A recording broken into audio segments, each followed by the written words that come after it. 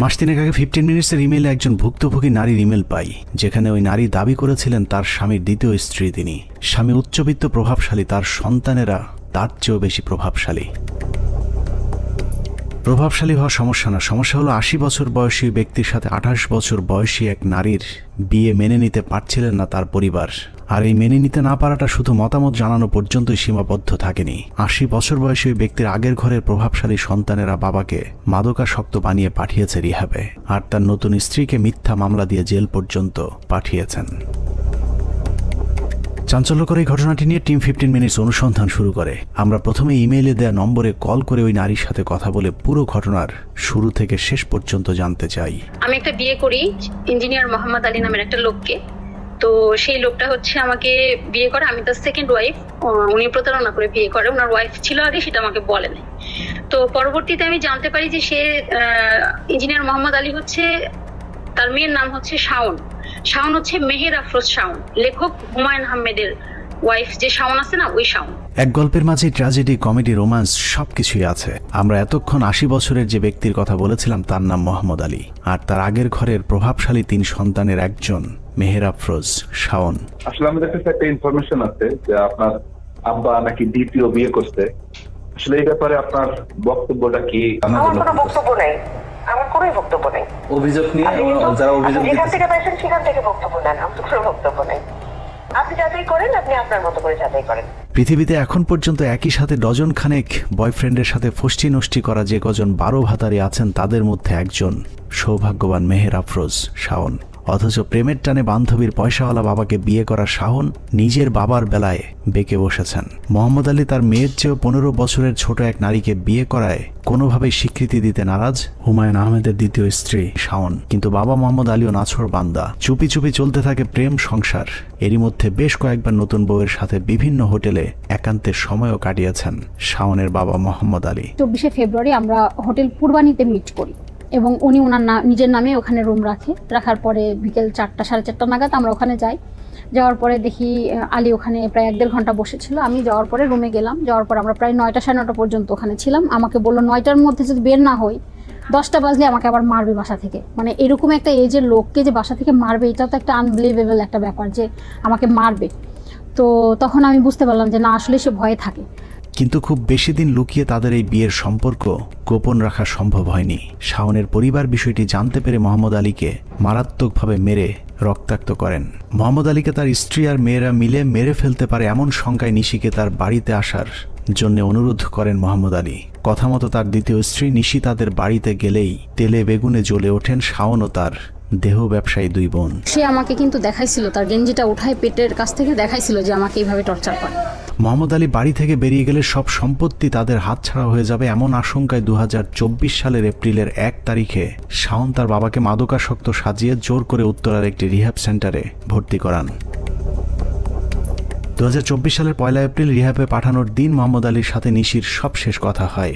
রিহ্যাবে নেয়ার পর তার উপর কিভাবে নির্যাতন চালানো হয়েছিল তার কিছু রেকর্ডও নিশি তার ফোনে রেকর্ড করেছিলেন। তবে নির্যাতন শুরুর এক পর্যায়ে মোহাম্মদ আলীর মোবাইল, মানিব্যাগ সহ সবকিছু নিয়ে নিলে তার সাথে আর যোগাযোগ করতে পারেনি নিশি ইসলাম।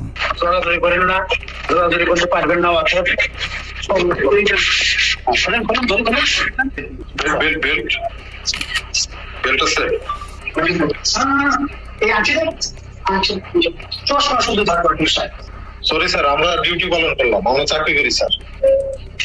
রিহ্যাবে ভর্তির পর মোহাম্মদ আলীর সাথে যোগাযোগ বন্ধ হয়ে গেলে উত্তরার ওই রিহ্যাব সেন্টারটিতে গিয়ে নানাভাবে স্বামীকে উদ্ধারের চেষ্টা করেছিলেন নিশি, কিন্তু কোনোভাবেই তার স্বামীর সাথে আর দেখা করতে পারেননি। আপনারা লোক মানে ঢোকার আগে এবং পরে যদি তালা মেরে দেন, তাই না? হ্যাঁ, আচ্ছা, এটা কখনো ওপেন থাকে না, এটা কখনো ওপেন থাকে না। রিহ্যাবে আছে কিনা নিশ্চিত হতে না পেরে তার স্বামীর খোঁজে শাওনদের বাড়িতে পর্যন্ত গিয়েছিলেন নিশি ইসলাম। কিন্তু ঝুঁকি নিয়ে শাওনদের বাড়িতে গেলে তার উপর শারীরিক নির্যাতন চালায় শাওন এবং তাদের বাড়ির দারোয়ান শরীফ। শরীফ হচ্ছে মূলত ওই বাসায় কেয়ারটেকারের দায়িত্ব পালন করছে। তো শরীফ হচ্ছে ওই বাসায় আমাদের ঢোকা নিয়ে খুবই আপত্তি জানায়। সে খুব নোংরা ভাষা ইউজ করে যে সে এটা করবে ওইটা করবে। তো মানে রেপ পর্যায়ে চলে যায় যেটা। সিংজন, সেজুতি, সিংজনের হাজব্যান্ড, এরা মিলে আমাকে হচ্ছে ওইখান থেকে মানে খুব অকথ্য গালাগালি করে এবং আমাকে মারে। যখন এখানে মারছে আর এখানটায় যখন মারছে একটা, তখন আমার এখান থেকে রক্ত বের হয়ে সেন্সলেস হয়ে যায়। ওরা তারপরে আমি আর দেখিনি। মারধর করেই ক্ষান্ত থাকেননি। মোহাম্মদ আলীকে রিহাবে পাঠানোর 4 দিনের মাথায় 2024 সালের এপ্রিলের 4 তারিখে মিথ্যে মামলায় নিশিকে পাঠানো হয় জেলে। আমার প্রাক্তন হাজব্যান্ডকে নিয়ে মামলাটা দেয়, যে আমার প্রাক্তন হাজব্যান্ডের সাথে আমার এখনো অবৈধ সম্পর্ক আছে। এই মিথ্যা মামলাটা শাওন নিজেই দিচ্ছে এবং নিজে ইচ্ছা করে মিথ্যা কথাটা লিখছে। এই মিথ্যা মামলা পুরো সাজানো এবং কাল্পনিক। ফেব্রুয়ারিতে বিয়ে হয়, মার্চ মাসের 29 তারিখে কুরিয়ারে আমার বাসায় একটা শাড়ি আসে। ওই শাড়িটা আলী পাঠাইছে। আর প্রথম গিফটটা সে দেয় হচ্ছে তার হাতের থেকে একটা ঘড়ি খুলে 3টা গিফট আলী আমাকে দেয়। শাওনের হাত কতদূর পর্যন্ত লম্বা ছিল সেটা তৎকালীন বাড্ডা থানার ভারপ্রাপ্ত কর্মকর্তা ইয়াসিন গাজী কিছুটা টের পেয়েছিলেন। শাওনের কথা মতো নিশি আক্তারকে শায়েস্তা করতে তৎকালীন ডিবি প্রধান হারুন, সিটিটিসি প্রধান Asaduzzaman, ADC Nazmul, DMP commissioner সহ পুলিশের বেশ কয়েকজন ঊর্ধ্বতন কর্মকর্তা ওসিকে ফোন করে মামলা নেয়ার জন্য চাপ দিয়েছিলেন। এখানেই শেষ নয়, শাওনের প্রতি ডিবি হারুন এতটাই সন্তুষ্ট ছিল যে বাড্ডা থানা মামলা নেয়ার আগেই নিশিকে তার বাড়ি থেকে তুলে নিয়ে বাড্ডা থানায় দিয়ে আসেন পুলিশ। যেদিন মামলা হয়েছে ওই দিন ওর বোনের হাজবেন্ড আসলো, বোধহয় কিছুক্ষণ পরেই এসে শাওন রোড একটা ইদার ড্রাপ করে নিয়ে আসলো। আচ্ছা, বাইরে কোনো গাড়ি দিয়ে, তাইলে সে হয়তো তার ফ্যামিলির লোকজন গার্ডিয়ান বাদী টাদি হয়, তো এটা নিয়ে অনেক না বাদী হইতে হবে তারপরে ইয়েকে আপনার বাবাকে। তার সাথে ঘটনা, সে ম্যাচিউর পার্সন, না সে অসুস্থ হসপিটালে, তো তাকে প্রেশারে পরে মামলা নিতে হয়েছে। মেয়েটা আসলে এই মামলাটা দেখে আহামরি কোনো মানে বড় অন্যায় করে ফেলছে আমার কাছে মনে হয়নি। জোর জবরদস্তি বা ক্ষমতার প্রভাব খাটিয়ে যদি তাকে জেল খাটানো হয়, সেক্ষেত্রে শাওনদের বিরুদ্ধে কি কোনো ব্যবস্থা নেওয়ার আইনি সুযোগ আছে কিনা? হ্যাঁ, অবশ্যই বাদীর বিরুদ্ধে এই মামলায় কেন করে 211 ধারা মোতাবেক তার বিরুদ্ধে ব্যবস্থা নেওয়া যাবে। সম্পূর্ণ সাজানো একটি মামলায় আটক হয়ে 61 দিন জেল খেটে জামিনে বের হবার পরেও নিশিকে স্থায়ীভাবে জেলে আটক রাখার জন্য ক্ষমতার সবটুকু ব্যবহার করেছিল শাওন ও তার পরিবার। বিশেষ করে শাওন পুলিশের ঊর্ধ্বতন কর্মকর্তাদের বিশেষ পদ্ধতিতে খুশি করে আইন আদালত সবকিছু নিজের ইচ্ছে মতো কাজে লাগিয়েছিল। আমার প্রাক্তন হাজব্যান্ডকে যে নিয়ে আসছিল, ওর সাথে যে ডিভোর্সের একটা কপি আমি যে ইয়েকে দেখাবো, ওসি সাহেবকে দেখাবো, আমি বের করছি, সাইফুল ওটা ডিলিট করে দিয়ে বলছে কই তার সাথে ডিভোর্স হয় না, ডিভোর্স না হয়ে সে মোহাম্মদ আলীকে বিয়ে করছে, এই বলে তাকে সহ আসলে অ্যারেস্ট দেখানো হয়। শাওন বলতেছে যে আমার বাপ ঝুন্নারকেল হয়েছে, মরে যাবে 2 দিন পরে, এক পা কবরে আর এক পা আমি নিজেই কবরে দিয়ে দিব, দিয়ে তোকে পার্মানেন্ট থাকার ব্যবস্থা করে দিব, মানে এরকম বলতেছে। তার মানে সে তার বাবাকে নিজে মেরে আমাকে এমন জায়গায় পাঠাবে যেখানে আমি সূর্যের আলো দেখতে পাবো না, এই ধরনের কথা সে বলছে এখানে। এবং আমি রোজা ছিলাম, সে মারতেছে আবার সে কফি খাচ্ছে, হ্যাঁ, নাজমুল ইসলামের সাথে। তো ওইখান থেকে তারা ডিবি হারুন, তারপরে নাজমুল ইসলাম এবং মনিরুল ইসলাম, এরা সবাই হচ্ছে একটা পর্যায়ে ওসি ইয়াসিন গাজীকে খুবই প্রেশার দিয়ে মামলাটা এখানে নেয়। তারা মামলা নিচ্ছিল না, হ্যাঁ, বাড্ডা থানা মামলা নিচ্ছিল না, পরবর্তী ওদের প্রেশারে কিন্তু মামলাটা নেয়। এরই মধ্যে শাওনের বাবাকে তার দ্বিতীয় স্ত্রী নিশির বিরুদ্ধে সাক্ষী দেওয়ার শর্তে রিহ্যাব থেকে বের করে আনা হয়। আদালতে শাওনের বাবা মোহাম্মদ আলী দণ্ডবিধির 161 ধারায় যে জবানবন্দি দিয়েছেন, সেই জবানবন্দিতে তিনি বলেছেন তার সাথে নিশির কখনই বিয়ে হয়নি, বরং নিশির বাড়িতে তিনি চায়ের দাওয়াত খেতে গিয়েছিলেন। সেখানেই তাকে জোর করে কিছু কাগজপত্রে সই করিয়ে রাখা হয়। নিশির কাছে থাকা কাবিননামাটিও ভুয়া বলে দাবি করেছিলেন শাওনের বাবা মোহাম্মদ আলী। শাওনের বাবা তার দ্বিতীয় স্ত্রী নিশির বাসায় জোর জবরদস্তি করে কাগজে সই করানোর দাবি করলেও আমাদের হাতে আসা বিবাহের দিনের কিছু ভিডিওতে দেখা যাচ্ছে মোহাম্মদ আলী অত্যন্ত খোশ মেজাজে বিয়ের কাবিননামায় সই করছেন। এখানে একটা স্বাক্ষর দিলেন। আমি প্রস্তাব করছিলাম যে এখানে কাবিন কত হবে, আপনার মিসেস আছে কিনা। সে ওই ইঞ্জিনিয়ার মোহাম্মদ ঋষভ বলছে যে আমার মিসেস নাই, আপনি বিয়ে করার নির্ভর, যেহেতু আমরা সবাই বয়স্ক, তার লোকসভি কিছু নাই, তার এক বছর কাবিনটা এরকম সমস্যা কি না, 50 লাখ টাকা সে বলছে, আলহামদুলিল্লাহ। নিশি আক্তারের দাবি ছিল মোহাম্মদ আলীর সাথে তার পরিচয় হয়েছে স্যাটেল ম্যারেজ নামে একটি ম্যারেজ মিডিয়ার মাধ্যমে। নিশি তার চাহিদায় একজন নির্ভরযোগ্য স্বামী চেয়েছিলেন। অন্যদিকে ওই ম্যারেজ মিডিয়ার কাছে শাওনের বাবার চাহিদা ছিল অল্প বয়সে একজন সুন্দরী নারী।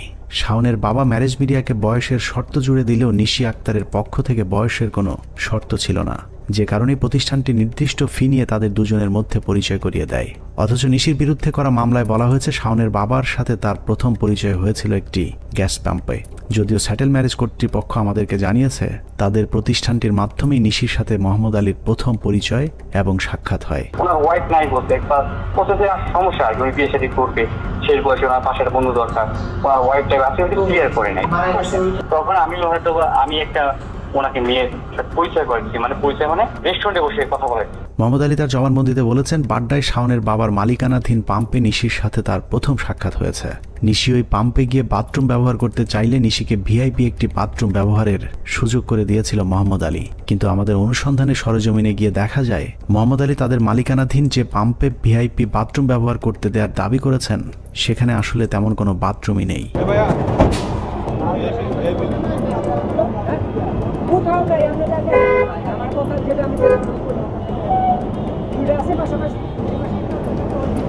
মোহাম্মদ আলী তার জবানবন্দিতে জোর করে বিয়ের দাবি করলেও বিয়ের পর বেশ কয়েকবার তারা একান্তে সময় কাটিয়েছেন। এছাড়াও বিভিন্ন জায়গায় তাদের ঘোরাঘুরির বেশ কিছু ছবিও নিশির সংগ্রহে রয়েছে। এর মধ্যে মতিঝিলের হোটেল পূর্বানীতে একাধিকবার সময় কাটিয়েছেন মোহাম্মদ আলী এবং নিশি, যে বিষয়টি হোটেল কর্তৃপক্ষ আমাদের কাছে স্বীকার করেছেন। আপনাদের তথ্য দেওয়াতে কোনো ঝামেলা আছে? না, কোনো ঝামেলা নেই। যেহেতু উনি যদি না থাকতেন তাহলে প্রাইভেসি একটা ইস্যু, আপনি জানেন জব করেন, প্রাইভেসি এখানে একটা ব্যাপার। আমরা এই সমস্ত ক্ষেত্রে পুলিশ কেস যদি হয় দেন আমরা ডকুমেন্টস সাবমিট করি বা দেখাই। তথ্য প্রমাণ, ভিডিও ফুটেজ সব থাকার পরেও শাওনের ক্ষমতার কাছে টিকতে পারেনি মোহাম্মদ আলীর দ্বিতীয় স্ত্রী নিশি ইসলাম। পুলিশের ভয়ে পালিয়ে বেড়াতে থাকেন তিনি। পালিয়ে হয়তো শেষ রক্ষা হতো না, কিন্তু যে কোনো সময় আবারও জেলে যাবার আশঙ্কার মাঝেই স্বৈরাচারের পতন হয়। নিশি আবারও তার স্বামীর সন্ধানে ছুটতে থাকেন শহরের এই প্রান্ত থেকে ওই প্রান্ত। মোহাম্মদ আলীর বাসাতেও বেশ কয়েকবার যাওয়ার চেষ্টা করেছিলেন নিশি, কিন্তু শাওনের দাপটে সেই বাড়িতে ঢুকতে পারেননি। উল্টো শাওন তাকে ভয় দেখিয়েছে আওয়ামী লীগ না থাকলেও তার ক্ষমতা এখনো পর্যন্ত শেষ হয়নি। সিংজন বলতেছে যে আমাদের টাকা আছে, আমরা চাইলে এই মামলা 10 বছর চালাতে পারি, আপনি কি পারবেন? মানে তারা চাইলেই কোর্ট, তারপরে প্রশাসন, তারপরে সবাইকে যখন তখন যেভাবে ইচ্ছে তারা চালাইতে পারে। আমি কি সেটা পারবো? শুধু তাই না, আওয়ামী লীগ চলে গেছে তো কি হয়েছে, এখন তো টাকার উপরে তারা চলবে। তাছাড়া সব থেকে বড় কথা, শাওনের মেয়ের জামাই তো আসিফ নজরুল, ঠিক আছে? তারা ইচ্ছা করলে আইনটাকে যেভাবে ইচ্ছা সেভাবে প্রভাবিত করতে পারে। ইভেন সে এটাও বলে যে আমাকে নাকি আসিফ নজরুলকে দিয়ে নাকি টাইট করবে, হ্যাঁ সোজা করবে, এগুলা বলে। কুল কিনারা না পেয়ে নিশি ইসলাম আমাদের সাথে যোগাযোগ করে। নিশিকে আমরা আশ্বাস দিয়েছি শুধু স্বামী নয়, মামলার খরচ এবং মিথ্যা মামলায় 2 মাস জেলে থাকার ক্ষতিপূরণের টাকাও শাওনের পরিবারকে দিতে বাধ্য করা হবে। গাড়িতে বাইরে গাড়িতে আসে, এই হাঁটাচলা করতে পারে, এইভাবে হাঁটতে পারে না। এই গাড়িতে নাইমা লিফটে দেয়, উঠতে দেয়, লিফটে নামি। আমরা প্রথমে মোহাম্মদ আলীর খোঁজে বের হই, কারণ নিশির বিশ্বাস মোহাম্মদ আলী তাকে এখনো ভালোবাসেন এবং মোহাম্মদ আলীর কাছে পৌঁছতে পারলে তার স্বামী তাকে কখনোই অস্বীকার করতে পারবে না। আমাদের অনুসন্ধানী দল প্রথমেই সেই রিহাবে যায় যেখানে মোহাম্মদ আলীকে ভর্তির পর নির্যাতন করা হয়েছিল। নিশির দাবি মোহাম্মদ আলী হয়তো এখনো সেখানেই ভর্তি থাকতে পারেন। শাওনের বড় ছেলে কিন্তু মাদক সেবন করে এবং ওই উত্তর আইকন ক্যারে ভর্তি ছিল। তার ছেলেকে ভর্তি করাইছে ঠিক একই জায়গায়, ওখানে গিয়ে তার বাবাকে ওইখানে নিয়ে ভর্তি করায়। সে প্রমাণ করতে চাইছে যে আমার বাবা মানসিক রোগী। তাহলে যখন মানুষ একটা মিথ্যা লুকাইতে যায়, হাজারটা ভুল করে, তো শাওনের অবস্থা হয়েছে তাই। রিহাব মালিক পক্ষ অবশ্য মোহাম্মদ আলীকে নির্যাতনের বিষয়টি অস্বীকার করেছেন, এমনকি মোহাম্মদ আলী নামে কাউকে ভর্তির বিষয়টিও স্বীকার করেননি। এটা তো ঠিক, যেখানে ওই দিন উনি গেছিল এবং টর্চার হয়েছে, এটা তো ঠিক না। কোনো ধরনের টর্চার হয় নাই এবং উনি আসছিল কিনা এটাও আমি আপনার সাথে কি করছি না। প্রথমে মোহাম্মদ আলীকে ভর্তি করানোর বিষয়টি অস্বীকার করলেও পরে স্বীকার করেন যে মোহাম্মদ আলীর পরিবার তাকে মানসিক সমস্যার কথা বলে রিহাবে ভর্তি করে গিয়েছিলেন। তার কিছুদিন পর তাকে নিয়ে যাওয়া হয়েছে, এখন আর তিনি তাদের রিহাবে ভর্তি নেই। আপনার কাছে প্রত্যেকটা ফাইল এখানে দেখা যাচ্ছে আছে, তো আপনারা ফাইল দেখেই বলেন যে ভর্তিটা কে করছে। ওনার গার্ডিয়ানই করছে, আমরা তো গার্ডিয়ান ছাড়া কিছু তো ভর্তি নেই না। এক্স্যাক্টলি, তো ওনার গার্ডিয়ানটা আসলে কে করছে এটা একটু জানতে চাই। ওনার মেয়েরা ছিলেন। আচ্ছা আচ্ছা। রিহাবে মোহাম্মদ আলীকে না পেয়ে আমরা মোহাম্মদ আলীর বাসায় যাই, যে বাসায় এর আগেও নিশি কয়েকবার গিয়েছিলেন তার স্বামীর খোঁজে, কিন্তু তাকে ঢুকতে দেওয়া হয়নি। সেই একই বাসায় আরও একবার নিশিকে নিয়ে যাওয়া হয়েছিল, সাথে ছিল টিম 15 মিনিটস। শুনেন, আমি মোহাম্মদ আলীর স্ত্রী, আপনি দরজাটা খুলেন, আপনি দরজাটা খুলেন, ওনার সাথে আমাকে কথা বলতে দেন। আসসালামু আলাইকুম। আসসালামু আলাইকুম। মোহাম্মদ আলী আছেন? প্রথমে বাধা দিতে ছুটে আসে শরীফ নামে শাওনের বাসার এক দারোয়ান। ওই দারোয়ানকে দিয়ে শাওনের পরিবার নিশিকে ধর্ষণের হুমকিও দিয়েছিলেন। তার ভয়ে নিশি আর ওই বাড়িতে মোহাম্মদ আলীর খোঁজ করতে যেতে সাহস পায়নি।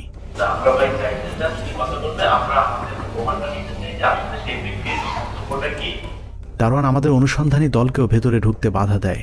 বাধ্য হয়ে আমরা গুলশান থানা পুলিশের সহায়তা নেই। 999-এ ফোন করলে কিছুক্ষণের মধ্যেই পুলিশ ছুটে আসে। হ্যালো, আসসালামু আলাইকুম। সকাল জাতীয় সমাজের ফলান থেকে বলছি, কিভাবে সহযোগিতা করতে পারি?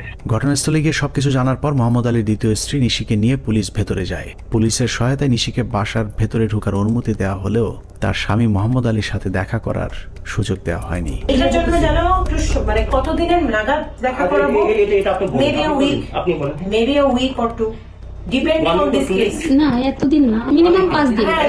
হ্যাঁ, মানে 7 দিন না, মিনিমাম 5 দিন, 4 থেকে 5 দিন। আচ্ছা, আমিও একটা জিনিস আপনাকে রিকোয়েস্ট করব যে কাইন্ডলি আপনি কয়েকটা দিন একটু পেশেন্ট থাকেন, আমি দায়িত্ব নিচ্ছি, আমি দেখা করে দিচ্ছি। মোহাম্মদ আলীর দ্বিতীয় স্ত্রী কোনোভাবেই তার স্বামীর সাথে দেখা না করে ফিরে আসতে অস্বীকৃতি জানালে শাওনের বোন বাধ্য হয়ে 5 দিন পর তার বাবার সাথে দেখা করানোর আশ্বাস দেন। ওনার কথাগুলো আমরা শুনেছি, and maybe after some time we will sit down with her and try to listen to further what she has to say. উনি ওনাদেরকে সময় দিচ্ছেন, অল্প কয়েকদিনের ভিতরে, শর্ট টাইমের ভিতরে ওনার সাথে ওনাকে মিট করায় দিবে, এই প্রতিশ্রুতি ওনারা দিয়েছেন। আমার হাজবেন্ড তো, আমি তো লিগ্যাল ওয়াইফ তার। হ্যাঁ, আমি তো তার লিগ্যাল ওয়াইফ। তাকে আটকায় রাখছে, আমার কাছে প্রমাণ আছে, বাট তারা দেখতে পাচ্ছে না কেন? 5 দিন পর রাজধানীর বনানীর একটি রেস্টুরেন্টে হাজির মোহাম্মদ আলী ও তার পরিবারের কয়েকজন, সেই সাথে তাদের আইনজীবীও সাথে ছিলেন। পুরো সাক্ষাতে যা আলোচনা হয়েছে তা আমরা গোপনে রেকর্ড করি। সেই রেকর্ড শুনলে এতদিন ধরে নিশি আর তার স্বামী মোহাম্মদ আলীকে নিয়ে যে ষড়যন্ত্র করা হয়েছিল তার সবকিছু পরিষ্কার হয়ে যাবে। আপনি কি আমাদের সংসার করতে চান? না, তো সম্পর্ক ছিন্ন করতেছি। কে ছিন্ন করছে?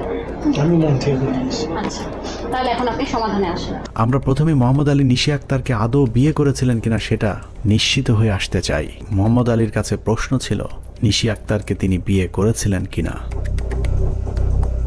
মোহাম্মদ আলী নিশি আক্তারের সাথে থাকতে না চাইলেও এটা যে তার মনের কথা না সেটার প্রমাণ আমরা একটু পরেই পেয়ে যাই। আলোচনার মাঝে নিশি আক্তার কিছুক্ষণের জন্য বাথরুমে গেলে মোহাম্মদ আলীর সাথে থাকা একজন মোহাম্মদ আলীকে সাবধান করে বলেন, আমরা যেভাবে বলবো আপনাকে সেভাবেই কথা বলতে হবে।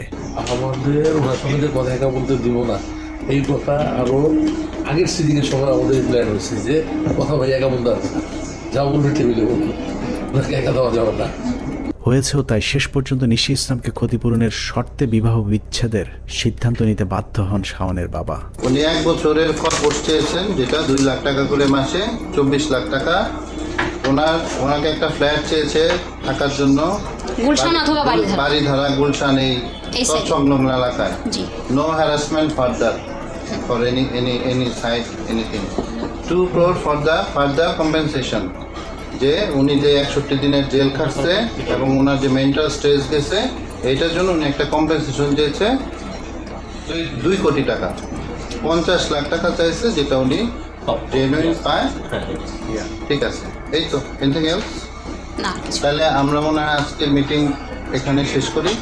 আমরা আপনাকে ওনার মাধ্যমে ফার্দার নিশি ইসলামের সাথে আমাদের যেদিন প্রথম কথা হয় সেদিন আমরা তাকে বলেছিলাম ক্ষতিপূরণের টাকা কত চাবেন এবং কত পাবেন সেটা একান্তই আপনার ব্যক্তিগত ব্যাপার, কিন্তু আমরা যে কোনো পরিস্থিতিতে বিষয়টি মানুষের সামনে তুলে ধরব। আমাদের কাজ এতটুকুই। এবার নিশি ইসলামের পালা। অনুসন্ধানে আমরা এতক্ষণ যা তুলে ধরেছি তা বিশ্লেষণ করা হলে শাওনের পরিবার এখানে বেশ কয়েকটি ফৌজদারি অপরাধ করেছেন। প্রথমত, একটি মেয়েকে বিয়ে করে সেটাকে অস্বীকার করা এবং ভরণ পোষণ না দিয়ে উল্টো মিথ্যে মামলায় ফাঁসিয়ে জেলে পাঠানো। বিয়ের কথা অস্বীকার করে কোনো নারীর সাথে শারীরিক সম্পর্ক করা মানে তাকে ধর্ষণ করা। অতএব শাওনদের করা মামলায় মোহাম্মদ আলীর দেয়া 161 ধারার জবানবন্দি যদি ঠিক ধরা হয় তাহলে মোহাম্মদ আলী নিশি ইসলামকে একাধিকবার ধর্ষণ করেছেন, কারণ তিনি বিয়ের কথা অস্বীকার করেছেন। অতএব নিশি চাইলে মোহাম্মদ আলীর বিরুদ্ধে ধর্ষণ মামলা করতে পারেন। প্রাপ্ত বয়স্ক হওয়ার পরেও মোহাম্মদ আলীকে দ্বিতীয় বিয়ে করার অপরাধে শাওন এবং তার পরিবার তার উপরে যে নির্যাতন করেছে সেটাও শাস্তিযোগ্য অপরাধ। বিবাহিত স্ত্রীর সাথে দেখা করার পথ বন্ধ করতে মোহাম্মদ আলীকে রিহাবে পাঠিয়ে যে নির্যাতন করা হয়েছে সেটাও গুরুতর শাস্তিযোগ্য অপরাধ। এক্ষেত্রে রিহাব কর্তৃপক্ষকেও আইনের আওতায় আনবার সুযোগ রয়েছে। তো আমি সরকারের কাছে, প্রধান উপদেষ্টার কাছে এবং সবার কাছে, আপনাদের কাছে সবার কাছে বিচার চাই যে এইরকম রিহাব সেন্টার যেন বাংলাদেশে আর না থাকে এবং তাদের দৃষ্টান্তমূলক শাস্তি চায় যে কিছু পয়সার জন্য একটা ভালো মানুষকে তারা এইভাবে পাগল বানায় ছেড়ে দেয়, তারা ইচ্ছা মতো মেডিসিন দেয়, ইঞ্জেকশন দেয়, এগুলো যেন তারা করতে না পারে। আমি বলার আগেই তারা আমাকে মামলা টামলা দিয়ে জেল টেল খাটায় অস্থির করে ফেলছে। তা আমার বলার কথা সেটা না করে পাল্টা তারা করতেছে, এটা তো অন্যায়। আমি এটার বিচার চাই। সারা দেশে রাজনীতি নীতি নির্ধারক মানবতার ফেরিওয়ালা শাওনদের এটাই আসল চেহারা। এরা টাকার জন্য নিজের চেয়ে 30 বছরের বড় বান্ধবীর বাবাকে বিয়ে করতে পারেন, কিন্তু নিজের বাবার ক্ষেত্রে আবার আলাদা নিয়ম। এরা নিজেদের স্বার্থ ছাড়া কিছুই বোঝে না। হুমায়ুন আহমেদের সাথে কোনো স্মৃতি আমাকে কখনো পোড়ায় না। হুমায়ুন আহমেদের সাথে যত স্মৃতি সবগুলো আসলে আমাকে বাঁচিয়ে রাখে, আমাকে উজ্জীবিত করে, আমাকে সামনের দিকে এগিয়ে যেতে সাহায্য। বাবার বয়সী হুমায়ুন আহমেদকে বিয়ে করে ক্যামেরার সামনে ঐশ্বরিক প্রেমের গল্প সাজালেও হুমায়ুন আহমেদকে বিয়ের মূল উদ্দেশ্য ছিল তার সম্পত্তি, যে কারণে ক্যান্সার আক্রান্ত হুমায়ুন আহমেদকে কৌশলে মৃত্যুর মুখে ঠেলে দিয়ে বড়লোক স্বামীর সব সম্পত্তির মালিকানা লাভ করেছেন মেহের আফরোজ শাওন। নিউ ইয়র্কে চিকিৎসাধীন অবস্থায় হুমায়ুন আহমেদকে সেবা দেওয়ার নামে বন্ধুদের সাথে সুইট রাত কাটিয়েছেন মেহের আফরোজ শাওন। মৃত্যুর পরও স্বামীর লাশ পাশে রেখে নাটক করেছেন গোলজিগার শাওন। হুমায়ুন আহমেদকে তার পরিবারের অন্য সদস্যরা বুদ্ধিজীবী কবরস্থানে দাফন করতে চাইলেও শাওন তার একক চেষ্টায় হুমায়ুন আহমেদকে নুহাশ পল্লীতে দাফন করেছেন। অপারেশনের আগের দিন রাতে উনি আমাকে বলেছেন, আমার যদি কিছু হয় আমাকে নিয়ে অনেক টানা হেঁচড়া হবে। আমাকে কেউ শহীদ মিনারে নিয়ে যেতে চাইবে, কেউ পিটিভিতে নিয়ে যেতে চাইবে, কেউ এফডিসিতে নিয়ে যেতে চাইবে, কেউ বাংলা একাডেমিতে নিয়ে যেতে চাইবে। আমাকে টানা হেঁচড়া করতে দিও না কুসুম, তুমি স্ট্রং থেকো, আমাকে নুহাশপল্লীতে শোয়ায় রেখো। হুমায়ুন আহমেদকে নুহাশপল্লীতে দাফনের কারণ স্থায়ীভাবে বিশাল এই সম্পত্তির দখল নেয়া। শাওনের সেই স্বপ্ন পূরণ হয়েছে। 20 টাকার পরিবর্তে নুহাশপল্লীর ভিজিট বাড়িয়ে এখন করা হয়েছে 200 টাকা। সেই সাথে পুরো টাকায় নিজের মতো করে 9-6 করছেন হুমায়ুন আহমেদের দ্বিতীয় স্ত্রী মেহের আফরোজ শাওন। 200 টাকা পার পারসন। আর একসময় সর্বোচ্চ 20 টাকা টিকিট করছিল একসময়, যে 20 টাকা একটা ফান্ড হবে তোমার স্টাফ বা সবাই মিলে। হুমায়ুন আহমেদের মৃত্যুর পর শাওন বিভিন্ন সময় বলেছিলেন নুহাশপল্লীতে একটি হাসপাতাল করার স্বপ্ন ছিল হুমায়ুন আহমেদের, কিন্তু হুমায়ুন আহমেদের স্বপ্নের কথা বলে শাওন নিজের স্বপ্ন পূরণ করতেই পুরো নুহাশপল্লী দখলে নিয়েছেন। ক্যান্সার হসপিটাল আমার একার পক্ষে করা সম্ভব না, ওটা স্যারের স্বপ্ন ছিল। স্যারও কিন্তু আসলে একা করে ফেলতে পারতেন না। স্যার আসলে যেভাবে করে সবাইকে ডাক দিয়ে সবাইকে মিলে করতেন, তো আমার ডাকে তো সেটা হবে না। আপনারা একটু অন্যভাবে একটু চিন্তা করেন যে 7ই মার্চে বঙ্গবন্ধু যেভাবে করে মুক্তিযুদ্ধের ডাক দিয়েছে, এখানে বঙ্গবন্ধুর জায়গায় অন্য কেউ ডাক দিলে কিন্তু হতো না। হুমায়ুন আহমেদের অঢেল সম্পত্তির অর্থ দিয়ে শাওন এখন সুগার মমি সেজেছেন। শাওনের এখন স্বামী না থাকলেও পুরুষ মানুষ দেখলেই সে স্বামীর চোখে দেখেন। নিজেদের ঘরে ধরে যাওয়া পচন সমাজের সবখানে ছড়িয়ে দিতে শাওনদের চেষ্টার কোনো শেষ নেই, যে কারণে রাষ্ট্র মেরামতের কাজ শুরু হলেই তাদের মধ্যে অস্থিরতা কাজ করে। শাওনরা অস্থির হলেও এদেশের মানুষ স্থির হয়ে জানিয়ে দিয়েছে আমরা অসভ্যতার বিরুদ্ধে। যেখানেই শাহবাগীরা অসভ্যতার চেষ্টা চালাবে সেখানেই রুখে দাঁড়াবে বাংলাদেশের তৌহিদি জনতা। আর শাওনকে বলবো, সারা দেশের খোঁজখবর না নিয়ে আগে নিজের ঘরটা সামাল দিন। নিজের বড় সন্তান দীর্ঘদিন ধরে রিহাবে পড়ে আছে, আগে তাকে সুস্থ করে তুলুন, তারপরে আমাদের এই সমাজের সুস্থতার কথা চিন্তা করবেন। আল্লাহ হাফেজ।